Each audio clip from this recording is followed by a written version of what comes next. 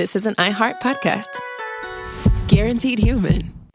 With no fees or minimums on checking accounts, it's no wonder the Capital One bank guy is so passionate about banking with Capital One. If he were here, he wouldn't just tell you about no fees or minimums. He'd also talk about how most Capital One cafes are open 7 days a week to assist with your banking needs. Yep, even on weekends. It's pretty much all he talks about, in a good way. What's in your wallet? Terms apply. See CapitalOne.com/bank. Capital One, N.A., member FDIC. The NFL playoffs are here, and it all starts with Wild Card Weekend powered by Verizon. Man, it all comes down to this. 12 teams, 6 games, 3 days, and one epic weekend. My goodness! It's win or go home, and every moment counts on the road to Super Bowl 60. It's a touchdown!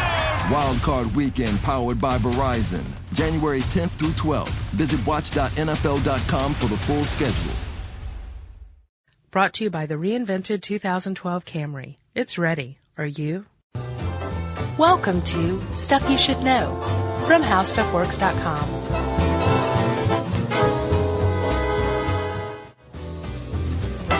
Hey, and welcome to the podcast. There's Chuck Bryant, about to fall asleep, and I'm Josh Clark. This is Stuff You Should Know. How's it going? You just went all hee-haw. I totally did, didn't I? Yeah. I got the price tag on my little hat. Did you watch that as a kid? No, I never did. I was Really? a more solid gold guy.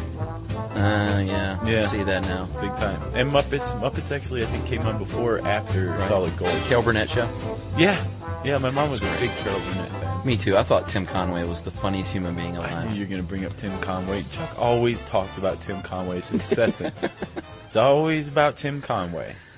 Tim Conway this, Tim Conway that. You know what never happened to Tim Conway? He never got promoted to a job he wasn't qualified for. We've been doing this way too long, Chuck. Way too long together. You can predict my every move. Yes. He can just point, and he knows what I'm about to do. Sometimes I wonder if I actually do things because he's telling me to with his mind. Wow. Yeah. If I only had that power, dude. Oh, I'd be in big trouble. Yeah, you would. Yeah. So, Chuck, let's talk about the Peter Principle. Have you ever heard of this before? Well, I read your article when it was initially published a while ago. But, I mean, were you disappointed with it then, too? No, I actually thought it was better then than I do now. But I grew up with this. Like, my dad had this book, and Oh, really? Yeah, See, I've it was never heard like of it. it was like '60s kind of like intelligent kind of joke, like Gotcha. cocktail party humor. Sure. Yeah, and I grew up around that kind of thing. So intelligence. Right. So That's good.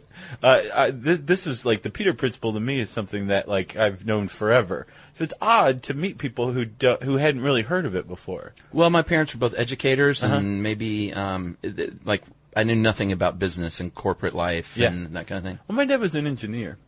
A train engineer? Yeah, dude. No? No. Okay. No, he was a mechanical engineer. On trains? Yep. Let's go. Okay. So, Chuck, what we're talking about is based on a, let's see, I think it's a 1969 book, 1969, we'll say.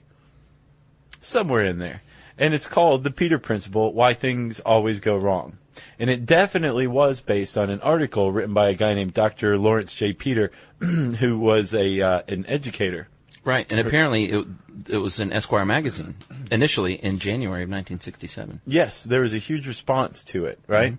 Mm-hmm. And basically, what it was tongue in cheek. It's an unnatural law, Right. Like Parkinson's law, Which we'll get to, right? sure, or Murphy's law. Which we won't get to. We've already done that one. Oh, have we? Or was that pre-Chuck? I think it was pre-Chuck. Those days don't exist in my mind. Yeah, I know what you mean.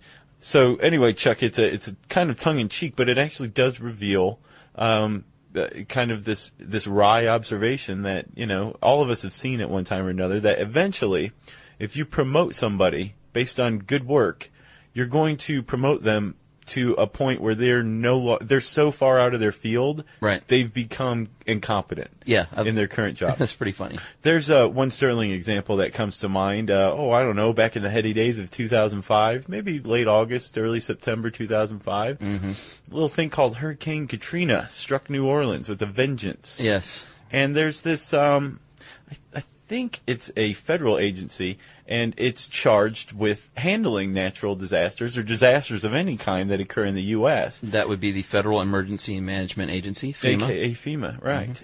And it just so happened that in late August of 2005, FEMA was headed by a guy named Michael Brown, who you may know and love as Brownie. Right. So Brownie was running the show when Hurricane Katrina hit, and basically it took days for the feds to respond. I remember reading an article, or several maybe, where Bush was questioning whether it's even the federal government's role to help out in this kind of disaster. Right. Right? Well, sure enough, FEMA finally gets around to helping. I think they got a few bottles of water down there and trucked some people out, that kind of thing.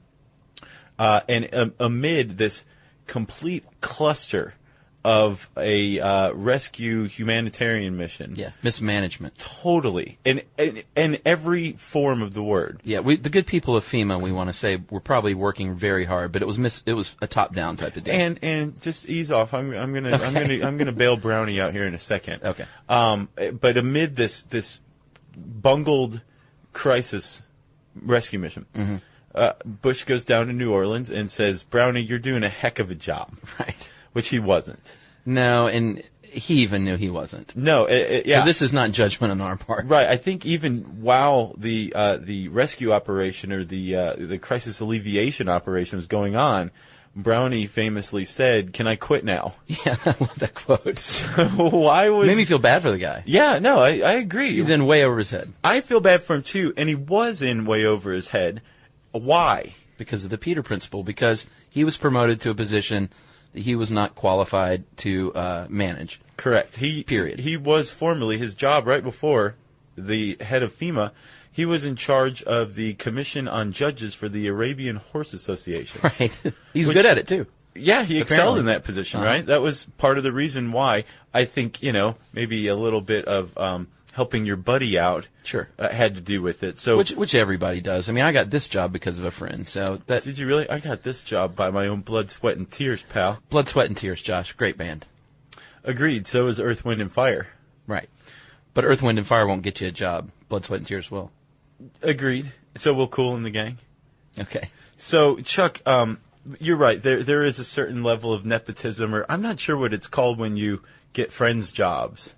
Is it still nepotism? Oh, is thought nepotism that was just strictly relatives? familial, yeah. Yeah, I'm not sure. Yeah, we'll figure it out. But Brownie doesn't fit the classic definition of the Peter Principle because he got his job in large part because he knew the president. Right. Is it usually someone who's promoted from within? Is that the distinction? Yes. Okay. Yeah, so what happens is I use the example in this article of a web designer. Think of one of the guys in dev, right? Right. So you're just excelling at your work. You're working your tail off. Everything you do is just golden. Mm-hmm. You're a born developer, right? Right. Well, if you do that long enough and you get to know the people around you long enough, you'll probably get promoted to a position of manager. Right. So where you're still over the dev department, but you're now telling the dev department what to do. Right. Conceivably, if you're of a certain ilk, you would be able to kind of carry that out. Well, yeah, if you're capable of doing that. But let's say that you are kind of good at that, and you excel at that, but you're still really you're walking behind other people and fixing their mistakes, that kind of thing. Right. You're still doing developing. Let's say you excel in that managerial position, and you get promoted eventually out of development. And maybe you're over development, like you're the CTO, right? Right. But you're no longer developing. Now you're managing. You're working with budgets. You're hiring people. You're firing people. Completely different skill set. You're likely going to be incompetent unless you're a born manager and you're good with budgets right. and, dealing with COOs and CEOs and stuff like that, right? Yeah, that actually happened. Same exact scenario at my last job. Did it really? A web developer, and he was great at that. They promoted him, and he was not a good manager of people. No, I think it takes a certain kind of person. It's like sales. Sure. Right? I can't sell anything. Oh, come on. No, I'm telling you. Come Joe. on. You sold me, buddy. Thanks, dude. No, I can't. Like, I'm no good at sales. Yeah. I also suck at serving. I was a terrible waiter. Yeah, I was a decent waiter. I sucked at it. That's good. Thanks. Good for you. Thanks, Chuck. Why is that good? Well, because that means you don't have to be a waiter. That's true. Well, you were good at it, and you're not a waiter. Well, true. I'm a writer. It's only one letter different.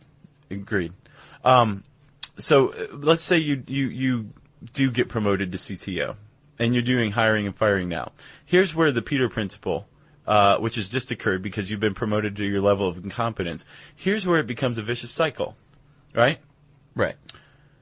Do you want to take where it No, go becomes? ahead. Okay. Since you're hiring and firing people, you're probably also likely promoting people. Right. So if you're an incompetent manager, then you are probably going to make terrible decisions on who to promote. Mm-hmm. So the problem with it is that eventually, in a hierarchy, which all businesses are based on, where it's a top-down process where pyramid. most of the work is being done by the lower levels, the base of the pyramid, You betcha. and then you go further and further up, and the least amount of work is being done by the people at the top, supposedly I hear. Right.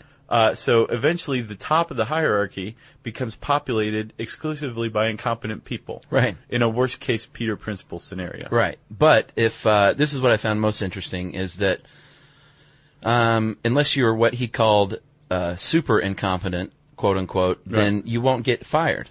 No. You'll just continue along, and basically what happens is mediocrity takes hold.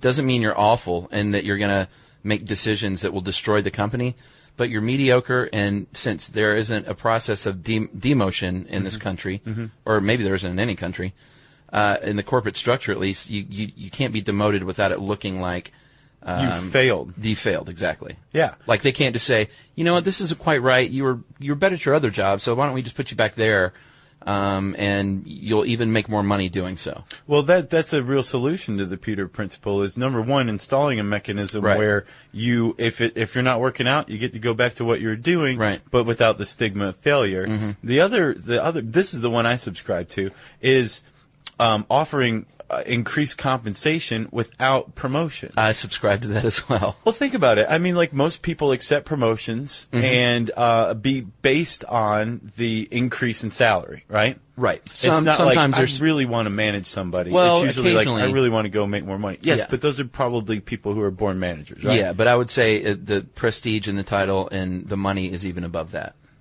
Yeah, the money's at the top, right? Yeah, for sure. Oh, I agree wholeheartedly. So if you could set up your business in such a way that you are paying people, you're giving them increased pay, vastly increased pay, like the kind that you would get if you got a promotion, Right. without promoting them, then you're going to avoid the Peter Principle altogether. The problem is that you basically create a class structure where there are just people out there who are, executives. Right. And that's what they do. And then you have people out there who are just developers. Right. It's actually very socialistic in nature. It is. Parkinson? Yeah.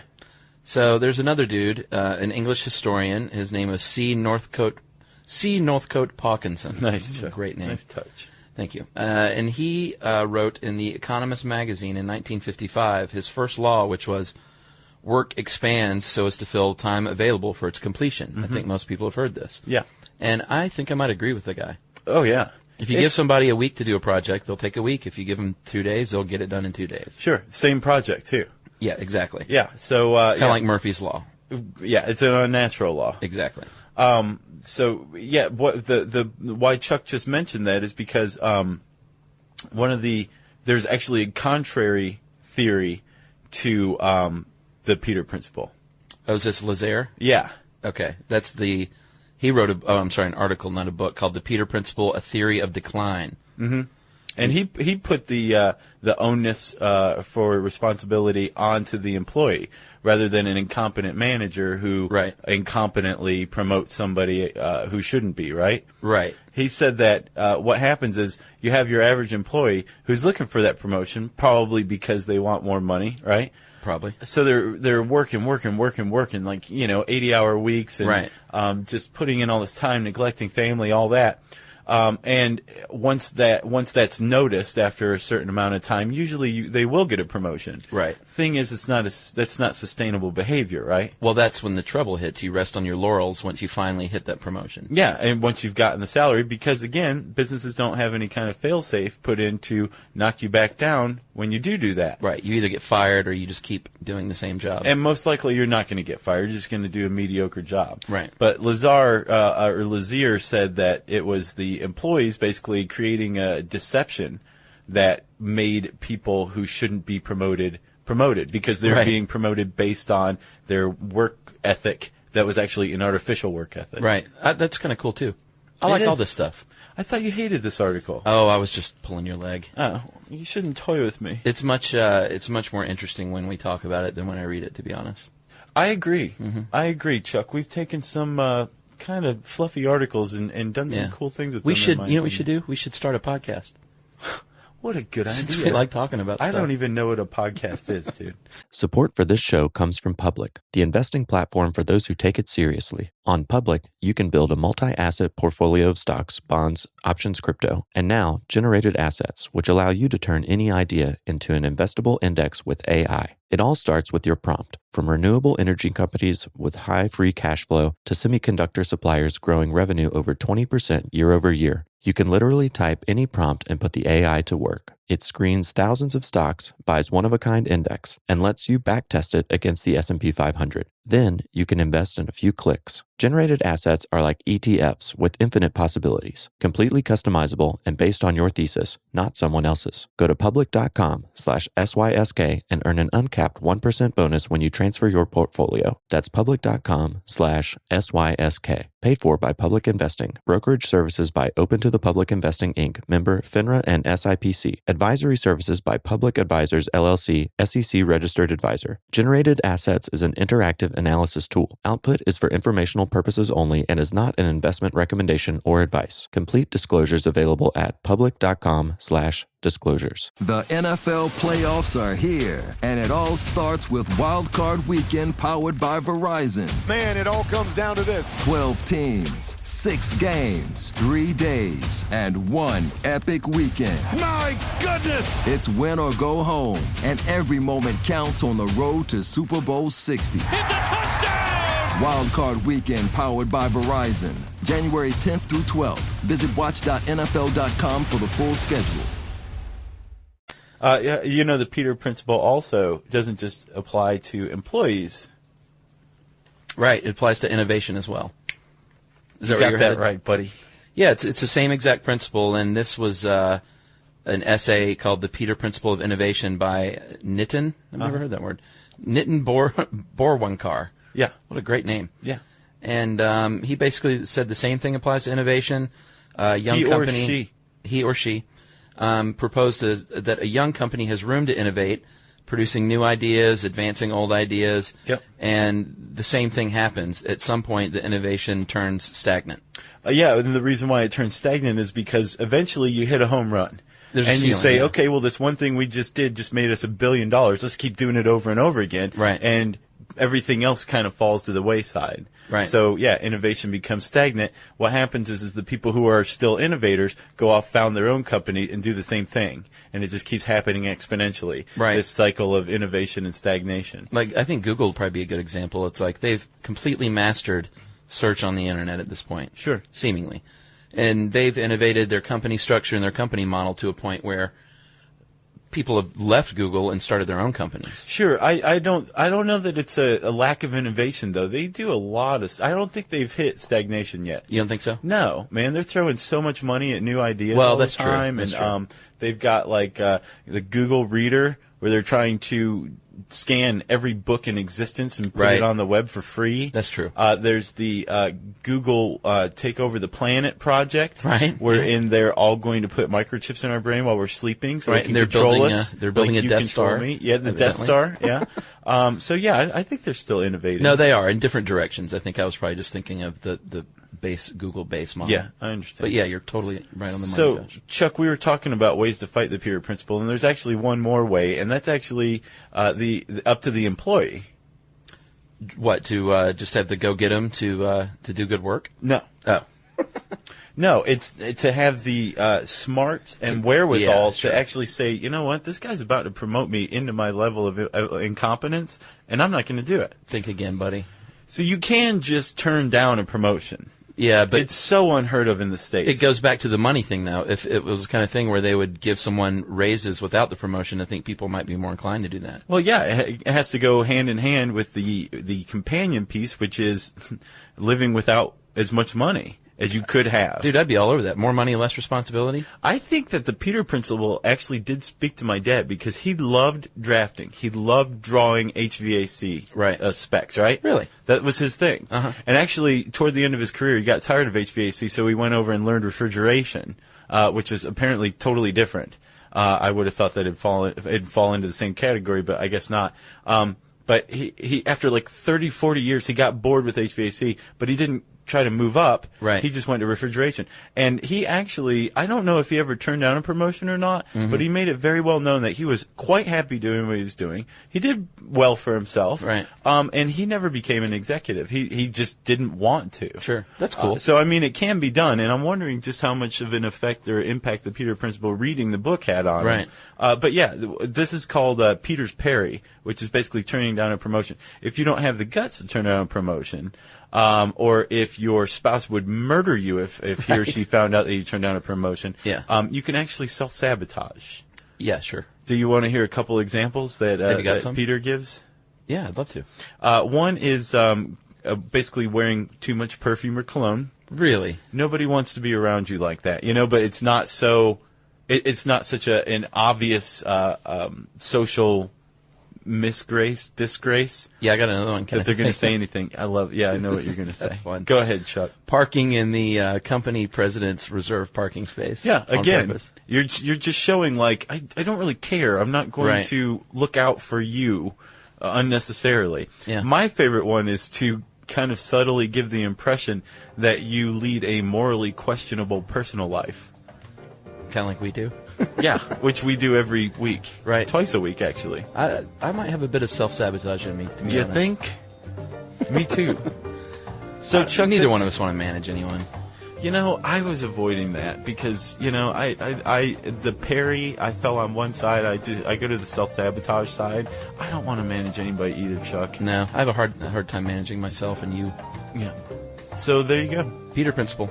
Peter Principle. It's done. If you want to learn more about it, or if you basically want to read the article Chuck and I just covered 110%, you can go to howstuffworks.com, our beloved website, and type Peter Principle into the handy search bar, which means, since I just said handy search bar, that it's time for listener mail. Listener mail, Josh. I'm going to call this one Frightening Listener Mail. Ooh, yeah. I don't know if you read this one, because you usually email me and say, did you read this one? And I didn't get that on this one. Okay. I'm writing to share an experience I've had, and this related to the Deja Vu episode. And this is from Drowsy Doug and his dreadful dreams in Portland, Oregon. Poor Doug. So Doug says, at times when I'm sleeping, my mind wakes in the middle of the night, but my body does not. My eyes open and I can see the bedroom from a sideways angle. The dark shadows of the dresser, the tree outside the window, my arms and legs curled up below me, yet I cannot move. The frightening thing, it's already frightening if you ask me, the frightening thing about this is that though my mind is aware of the reality of my situation, it vacillates in and out of the subconscious, creating visions that seem all too real. So he goes on for a minute here, but I'm going to skip down. One particular moment which stands out in my mind is this. I opened my eyes in the middle of the night. I was lying in my bed on my back, paralyzed, watching the image of someone standing at the foot of my bed in a pig suit. What? Yes, in a costume animal. I was waiting for that because he actually put that in parentheticals. I know that I had my eyes open because I slowly came to consciousness, the pig man fading into the darkness like a blurry image, and I hadn't closed my eyes the whole time. It was as if my mind just projected an imagined image onto what I was actually seeing. Once I even got up from my own bed, walked into the bathroom, and in the darkness, the reflection of my own face was stretched and contorted, and I was bleeding black liquid out of my mouth. But then I woke up and I was fine. Oh, okay. So, Drowsy Doug says, now, I'm sure you get lots of weirdos writing you, but I assure you I'm a pretty normal guy, all except for this terrifying waking nightmare syndrome. I don't believe in possession or ghosts or anything like that, so I'm not supposing the supernatural. Yet the occurrence of these dreams both fascinates and terrifies me. I've come to recognize the exact creeping feeling of it coming on, yet by that point there's nothing I can do but try to talk myself into waking. Is this common? Have you ever heard of this? And why can't they be about Hollywood hotties and not strangers in pig suits? So, like, why can't I see Giselle at the foot of my bed? Yeah. Some guy in a big suit. He actually does suffer from a recognized condition, and sadly, I don't know what it is. Yeah, it what sounds it's like called. But when Right. your mind wakes before your body does, This is and pretty you're bad, conscious of your surroundings. Mm-hmm. It is a recognized condition. Seeing fursuiters is, I don't know what that is, and seeing yourself bleed like black ooze. Yeah, It sounds like there's a lot of self-loathing there. it's frightening. Is Yeah. that your armchair psychiatry? Yeah, I literally have my arm on a chair right now. do. Yeah. And then I asked him if he'd seen the movie Donnie Darko, because I don't know if you saw that, but It was very reminiscent of that. there's a guy in a rabbit suit. Sure. And Frank the Rabbit, Yeah. which is one of my favorite movies. That's a great movie. It is. So well done. And so, Drowsy Doug, dude, good luck. Wish we could help you. I wish we could help Doug, too. If anybody out there has any clues to Doug's mystery, any suggestions on maybe what Doug could do, e.g. drink valerian root tea and hope for the best, that kind of thing, Right. Just email us at stuffpodcast@howstuffworks.com.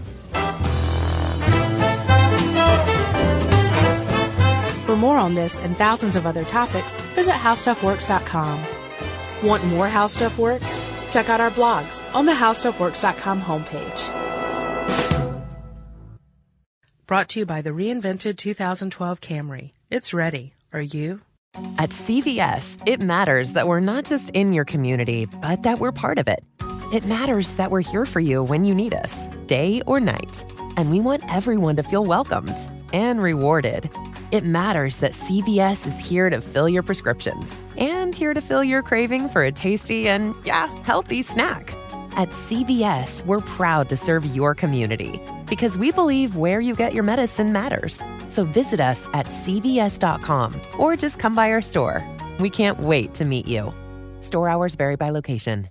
The NFL playoffs are here, and it all starts with Wild Card Weekend powered by Verizon. Man, it all comes down to this. 12 teams, 6 games, 3 days, and 1 epic weekend. My goodness! It's win or go home, and every moment counts on the road to Super Bowl 60. It's a touchdown! Wild Card Weekend powered by Verizon. January 10th through 12th. Visit watch.nfl.com for the full schedule. This is an iHeart podcast. Guaranteed human.